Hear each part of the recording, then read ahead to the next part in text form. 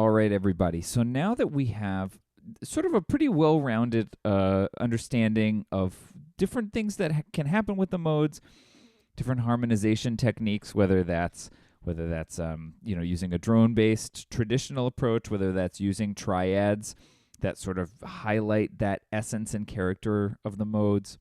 Now that we have the feel for that, we want to sort of start to ask the question, okay, well, how do we move beyond this traditional-ish approach to the modes? How do we sort of take these new scalar ideas and bring them into a more, slightly more modern sensibility? Because so much of this modal context that we've been talking about has been all about centering in on incorporating sort of old world ideas, incorporating ideas that don't really sound sort of like they're from the same place, both location-wise, but also conceptually, as a lot of the music that we've been looking at. And so we want to sort of see what's one of the ways that the modes were sort of brought out of that sort of folk-centric, old world ideology into a little bit more of a sort of 20th century contemporary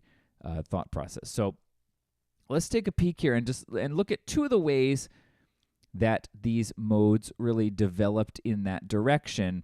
And we're going to sort of use a short piece to illustrate this. So this is a look at sort of these new harmonic approaches. And just as I said, we want to, in the spirit of this class, in the spirit of Theory 4, we're always asking the question, how can we move away from common practice, functional harmony, the approaches that were really common in, music theory 1 to 3. We don't want to just say, oh, well, we tried the modes. We learned how to do droning patterns. We learned how to put triads with modes. Let's go on to something else. No, we want to sort of keep moving forward and developing a new language to use here.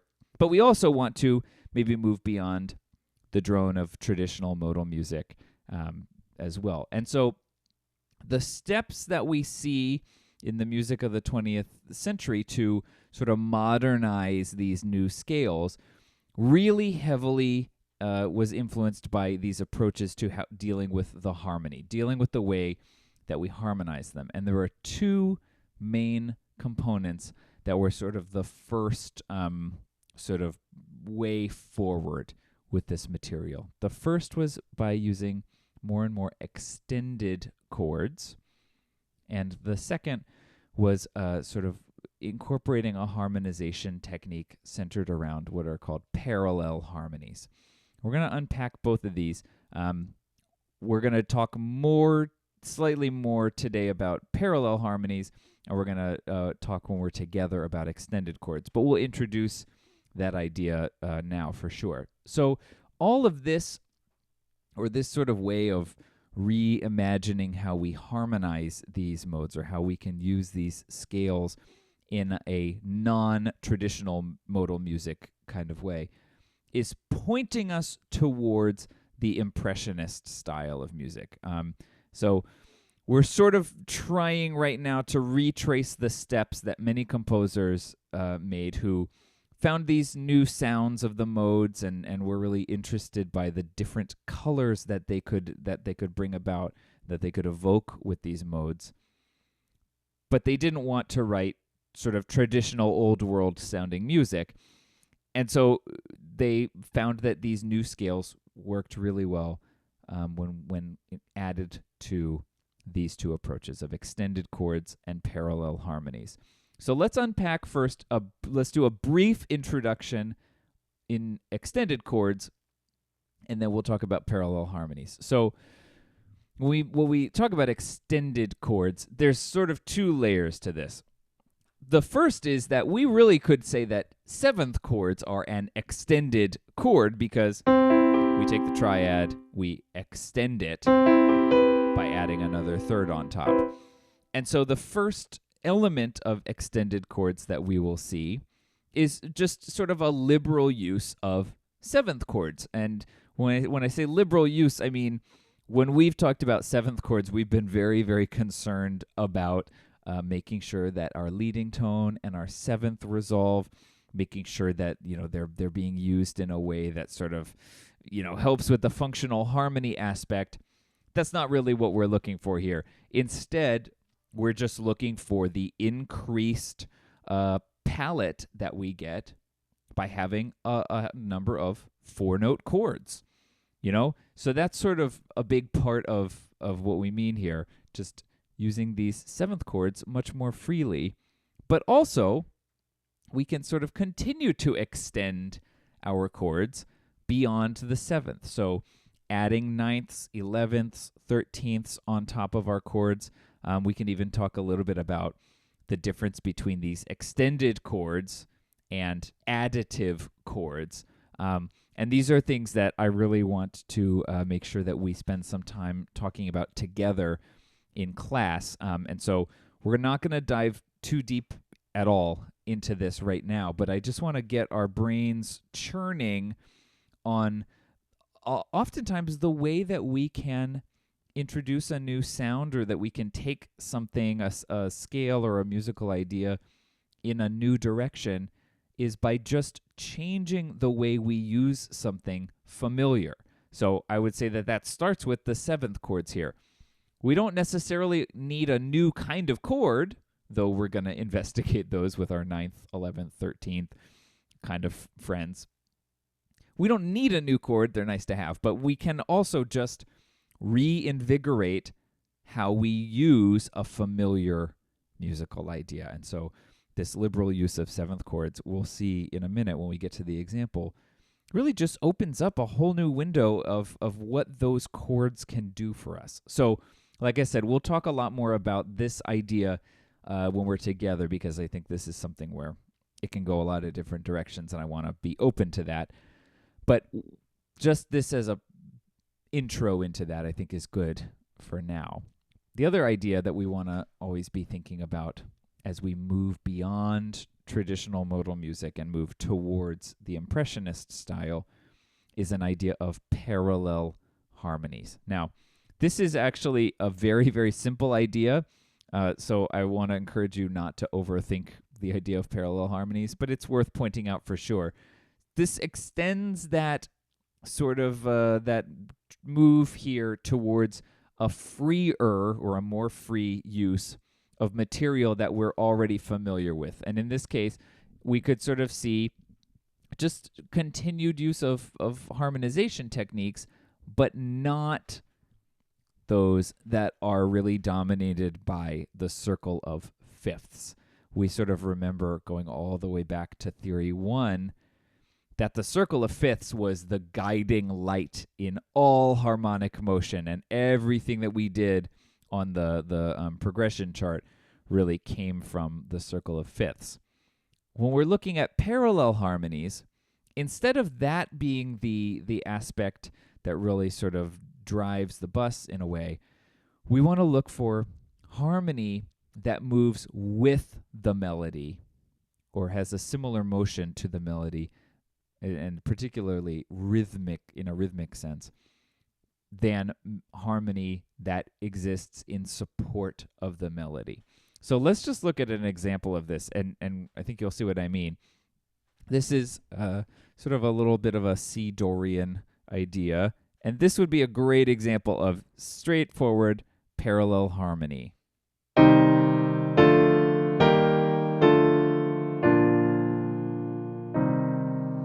Very short little example there, but we've got this melody. Right, it's supposed to be an E flat there on the last chord. I just forgot that. And instead of harmonizing that with like circle of fifths and at the ending with our da-dum ending, if this was a circle of fifths type thing, we might harmonize that with a 5/7 chord. Right? That sounds so old-fashioned, right? Whereas this parallel harmony,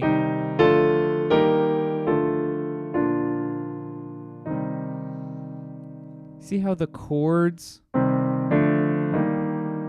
are moving with the melody, right? They're all about being part of the melody's motion.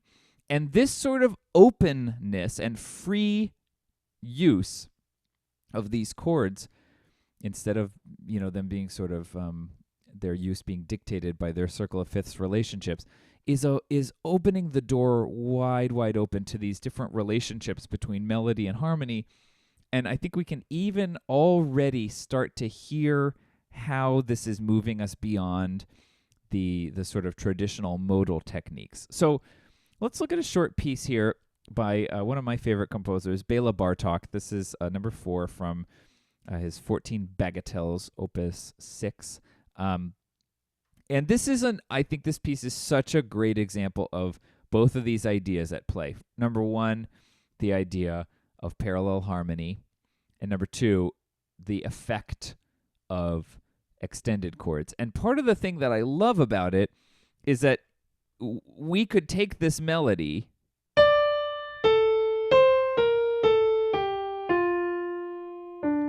and we could use our sort of traditional modal techniques to make this sound like a perfect old world modal piece that's really folk inspired. Even if I just make the most straightforward little droning pattern,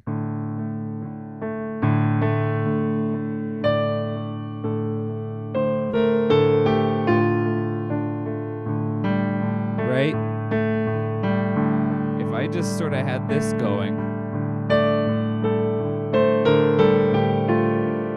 right, this could have fit in nice and neatly with those Hovannes pieces, because the harmonization technique of that dominant droning pattern gives so much of the information for the context and the style and everything that we hear this melody in. Instead, Bartok does this.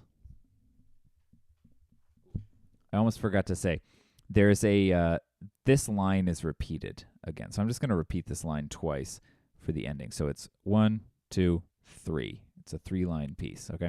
Here we go.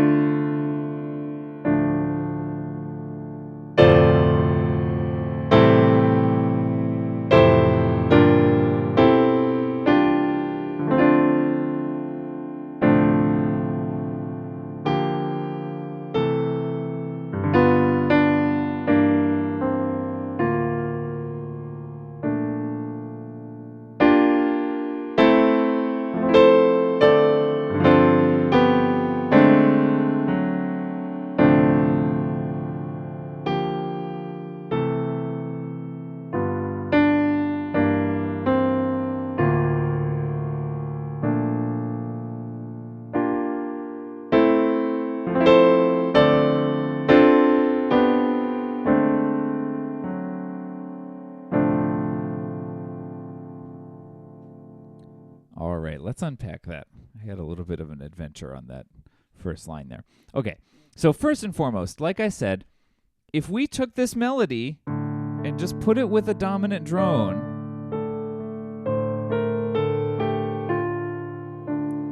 it's got all of those old world qualities. But as soon as Bartok opens it,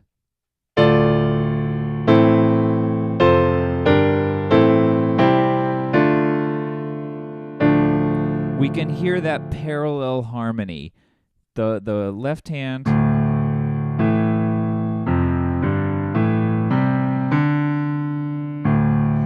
is there to be a part of the melody's motion. That's parallel harmony. And it continues throughout much of this piece, but you can just tell that it is so different. What did I do? Oops. It's such a different effect by having that harmonization go with the melody. It's almost part of the melody, right? Really unique. And then in measure 3, Bartok sort of breaks it wide open. These amazingly thick sounds. What am I doing there? I'm doing that wrong.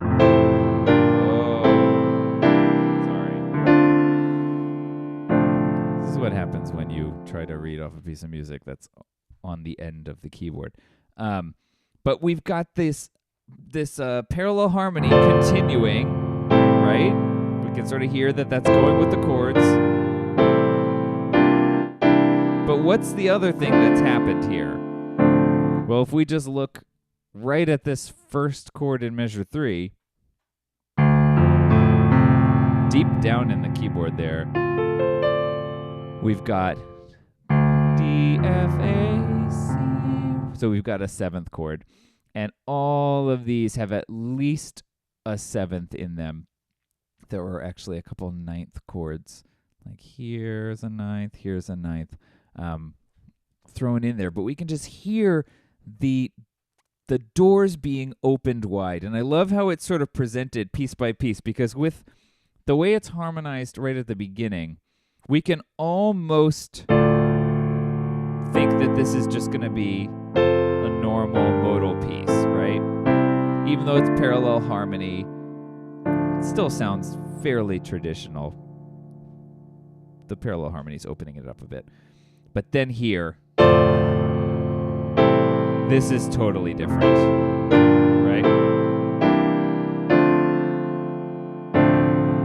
Just opening the doors wide, and then there's just some amazing,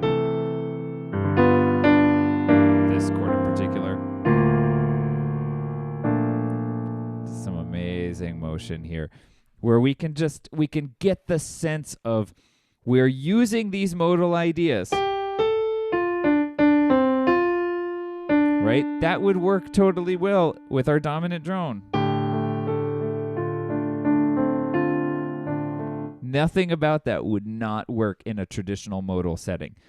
So it's the harmonization techniques that are being used which push these scalar ideas, these tonal ideas, in a new direction. So that's what we're going to sort of explore. We're going to see how much farther we can take this and what other aspects of the harmonization can we use to continue to move away from the traditional modal sound and towards the impressionist style.